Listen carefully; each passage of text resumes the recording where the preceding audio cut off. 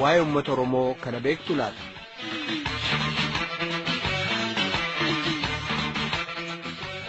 Maddi oduu BBC dhiyeenya kana mata duree dubartii Itoophiyaa gabrummaan qabamtee booda garuu barsiisuu ta'uuf carraa argatte mata duree jedhuun seenaa dubartii Oromoo Bishoo Jaarsaa jedhamtu tokko dhiyeessee ture. Gabaasaan kun qalbii namoota hedduu hawwate ture. Seenaa Oromoota gabrummaan gurguramanii ka qorataa jiranii fi gabaasaa sana BBCf ka gumaachan Saandiraa Roowalt Sheel jaallanneen Afrikaa Kibbaa Yuunivarsiitii Keep Taawun irraa telefoonaan haasofsiistee jirti. Gara isheetti deebina. Bara durdurii Oromoonni gabrummaan qabamanii gurguramaa akka turan seenaa hayyuu wangeelaa Onesmoos Nasiib yookaan Hiikaa Waajii akkasumas shamarree Oromoo miidhagina yaadaaf qalbii isheen onnee mootii boojite seenaa bilillee yookaan maahubaa ragaa ta'a. Dhiyeenya kana immoo gabaasaa BBC'n baase ka biroonis akka jiran ifa taasise. Yuunivarsiitii Keep Taawun kan Afrikaa Kibbaa keessatti laayibrarii qorannaa waa'ee Afrikaa kan hoogganan Saandiraa Sheel seenaa ijoollee Oromoo gabrummaan gurguramanii qorataa jiru. Seenaan kun maaliif qalbii keessan hawwate jedheen gaafadheen. This is the topic of my doctoral dissertation. I'm working on towards a PhD and 64 Oromo children. Doktorummaa yookaan PhD argachuuf hojjetaa kanan jiru yoo ta'u barreeffama qorannoo ittiin eebbifamu yookaan disserteeshinii koofan waa'ee isaanii qorataa jira. Qorannaan koo kunis seenaa ijoollee Oromoo 64 irratti fuulleffata. Seenaan galmeeffamee jiru akka ibsutti jedhan Saandiraan bara 1888 jechuun waggaa 123 dura ijoollee Oromoo kun biyya maatii isaanii wajjin jiraataa turan keessaa funaanamanii gabrummaan qabaman. Ijoolleen kun hagi tokko humnaan butamanii fudhataman. Kaan immoo bara sana caamaaf beela hamaa argamee hin beekne Itoophiyaa mudatee waan tureef maatii waan nyaachisan dhabuudhaan akkasumas immoo hagi tokko beela mudateerraa lubbuun hafuuf boqqolloo yookaan waan biraa xixiqqaa argachuuf jecha ijoollee isaanii dabarsanii kennaa turan. Kaan immoo ijoolleen kun asaanii dhumuu mannaa gara fedhetti dhaqanii haa jiraatan jechuun kennan jedhu Saandiraan. Yeroo rakkinaa fi gara jabeenyaa sun afaan Oromoon bara baadiyyaa afaan Amaaraan immoo yakkifuuqan jedhamee waamamaa ture. Kunis seenaa irratti barreeffameeraa jedhu. Ijoolleen Oromoo gabrummaan qabaman kun galaana diimaa eega geessamanii booda hagi tokko biyya amma Jabuutii jedhamtee waamamtutti kaan immoo gara biyya amma Eertiraa jedhamtee waamamtutti geessaman. Sababiinsaas gara gabaa garbummaa biyya alaatti kallattiidhaan baasuudhaaf yeroo sana Itoophiyaan buufata galaanaa hin qabdu turte. Turtii yeroo hanga tokko booda bidiruu sadiin fe'amanii gara gabaa Araboonni garbootatti gurguran kan Jeddaatti geessamaatuu jiranii isa ilkaan hin qabneef waaqata lanfata jedhan mitiire. Biriteen naannoo galaana sanaa to'ataa waan turteef jecha dooniin Biriteen kan Koomaandar Chaarles Giisingiin hoogganamtu gidduu seentee kanneen gabrummaan qabaman 204 walaba baaste. Kanneen keessaa ijoolleen 183 turan. Kunis Biriteen garbummaan dhala namaa gurguruun akka dhaabatuuf yaalii gootu keessaa tokko ture jedhu Saandiraan Yuunivarsiitii Keep Taawun irraa. Sana booda Commander Gissing took them to Aden, Yemen. About half of the children were Muslim and the other half. Commander Gissing ijoollee kana dooniitti naqanii gara Yemen Adenitti geessan. Ijoolleen kun walakkaa caalaan Musliima turan. Kaan immoo amantii aadaa waaqeffatu turan. Ijoolleen Oromoo kun imala hamtuu keessa darbanii beelaaf caamaan kan miidhaman waan ta'aniif dhukkubsachaa turan. Kana malees haala qilleensaa naannoo sanatti isaan mudate dura dhaabbachuu waan hin dandeenyeef jecha kanneen 11 ta'an achumatti du'an. Ijoollee Musliima ta'an namoota naannoo Eden jiraatantu fudhatee guddise.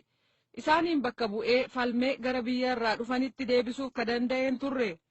Yeroo sana aangawoonni Biriteen Edeniin to'ataa waan turaniif jecha waajjira isaanii Eden Kaabaa bakka Sheekh Otman jedhamu keessa ture qunnamuudhaan misiyoonota bakka Kids Falkner Mission jedhamu jiraniin ijoollee kana keessaa hamma dandeessan fuudhaati guddisaa jechuun gaafatan.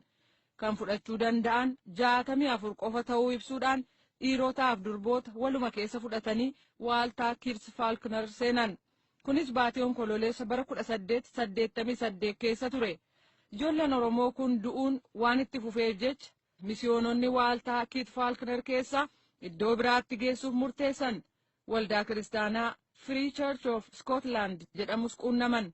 Waldaan kun immoo dhaabbata Laafdeel jedhamu kan Afrikaa Kibbaa magaalaa Keeptaawun irraa gama bahaatti argamu quunnamuudhaan ijoolleen kun ardii Afrikaa keessa akka turaniif gaafatan. Kunis booda yeroo guddatan biyya ofiitti deebi'uu akka danda'an yaadamee ture jedhu Saandiraa Shal Yuunivarsiitii Keeptaawun irraa. After more than a year, they were put on board a French ship and taken to Mauritius en route to and then caught a ship. Eden keessa waggaa tokko caalaa eega turanii booda doonii Faransaayiin karaa Mauritius London bahaa goranii karaa handaara galaana Afrikaa kibba bahaa gara dhaabbata Laafdeelitti fidaman. Kan kun ta'e hagayya 21 bara 1890tti ture. Achitti waan hundumtuu qophaa'ee simataman. Yeroo Eden keessa turanii kaasee hamma Afrikaa kibbaa seenanitti isaan waliin ka turan lammiin Scotland Matthew Lockheed afaan Oromoo sirriitti beeku turan. Isaantu hedduu isaan gargaaraa ture jedhu. Matthew afaan Oromoo eessaa baran? A missionary who was from Harar and his name was Gebru Desta. And Gebru Desta volunteered his time. Hojii amantii misiyoonii kan gaggeessaa turan nama Gabruu Dastaa jedhamaniif Harargee irraa ta'antu afaan Oromoo barsiisuun oolu. Gabruun nama London Jarmanii boodarra immoo Yerusaalem keessatti barataa turan. Dhumarra Yerusaalem irraa gara biyya isaatti galuuf ituu jedhu Edenitti goree ijoollee Oromoo kana arge. Oromoo ta'uu baree waggaa tokkoof Eden keessa ture isaan gargaare. Garuu ijoollee kana waliin gara Afrikaa kibbaan dhufne. Kanneen Afrikaa kibbaa Laafdeel dhufan durboota 22 fi dhiirota 42 walumaa gal 64 turan jedhan. Ijoolleen kun hundumti isaanii Eden keessa yeroo turanitti Matthew Lockheed waliin gaaffiif deebii gaggeessuu isaanii galmee jirurraa hubachuun danda'ameera jedhu Saandiraan. Umriin isaanii hagam akka ta'e ni beekama laataa jedhee gaafadheera. The children were aged from 6 to 16. They were very, very young children. Umriin isaanii waggaa 6 kaasee hanga waggaa 16 gidduu ture. Ijoolleedha. Biishoon yeroo gabrummaan qabamte waggaa 12 turte. Maatiyuun afaan Oromoon barumsa isaan barsiisaa ture. Guyyaa dilbataa immoo waldaa kiristaanaa keessatti afaanuma ofiin waaqeffataa turan. Sana booda mana barnootaa seenanii afaan Ingilizii baratan lammiiwwan Afrikaa kibbaa kanneen biroo waliin barachuu jalqaban jedhu Saandiraan. Kanneen keessaa Biishoo Jaarsaa ka BBC'n seenaa ishee maxxanse tokko.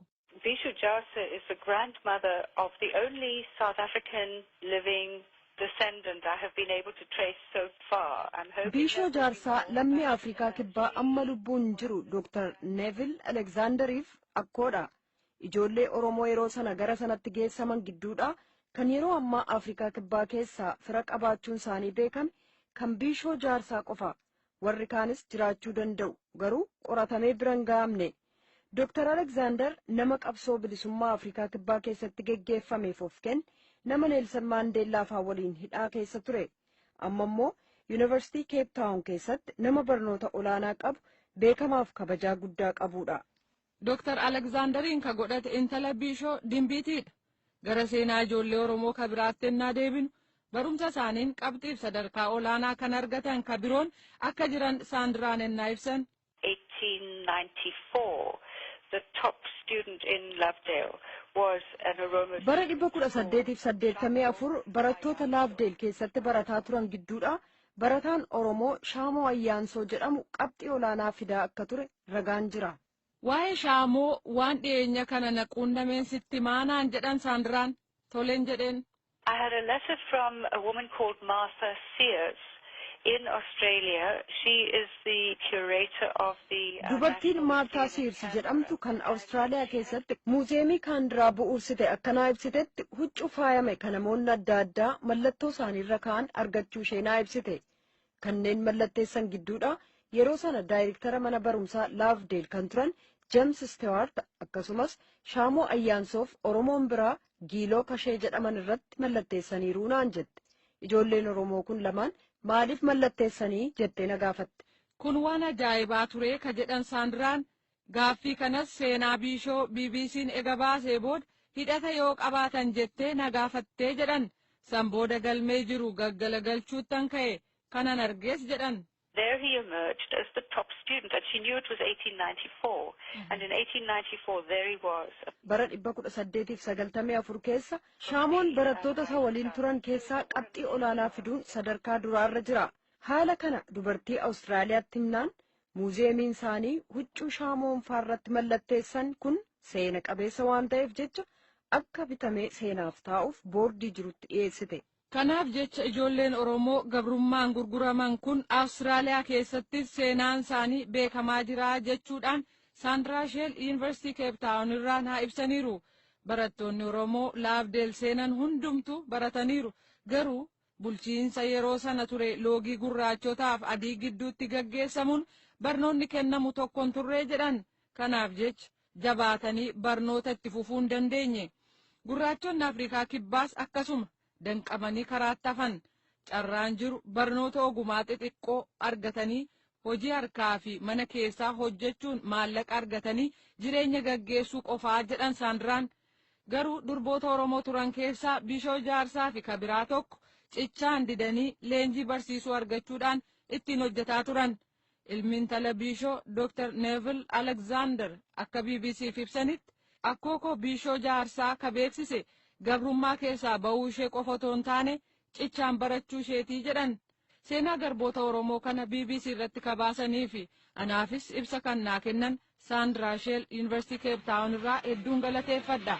Seenaa hafe torbeetti fufne hagasittuu nagaatti an jaallannee gammadaadha.